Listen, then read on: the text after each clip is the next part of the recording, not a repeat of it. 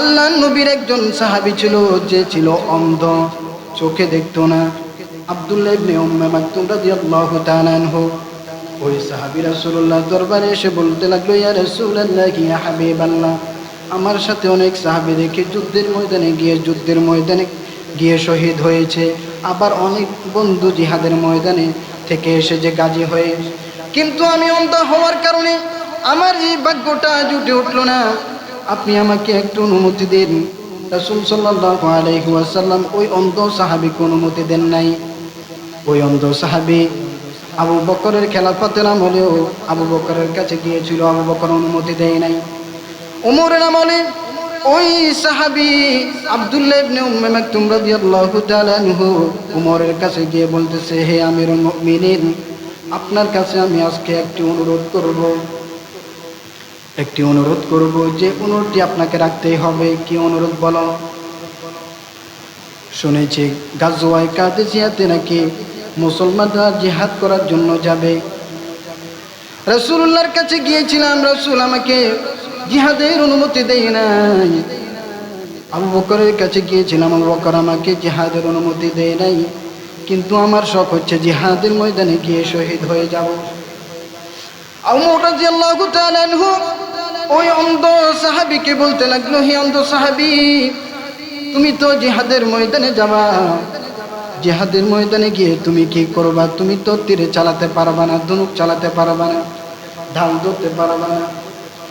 আব্দুল্লাহ ইবনে উম্মে মাকতুম রাদিয়াল্লাহু তাআলা আনহু বলতেছে, এমন একটি প্রশ্ন করবে না আমিও জানি।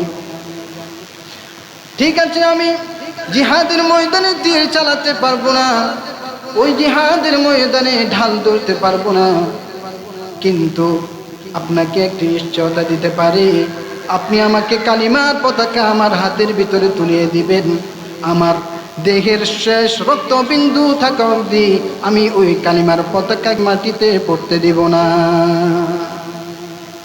ওই অন্ধ সাহাবী গাজওয়ায়ে কাদেসিয়াতে শহীদ হয়েছেন। এইভাবে যত সাহাবী ছিল, শাহাদাতের প্রতি তামান্না ছিল, আকাঙ্ক্ষা ছিল, আশা ভরসা ছিল, কিন্তু আজকে এই সমাজ আমাদেরকে এই জিহাদের প্রতি অনুৎসাহিত করে, ঠিক কিনা?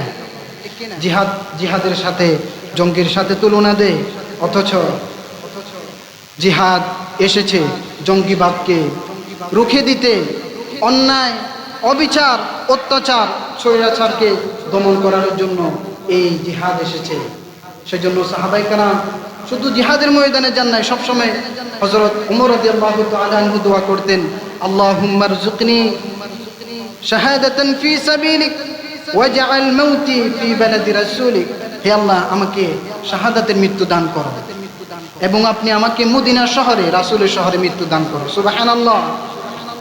এই দোয়া আমাদের করার দরকার আছে না নাই?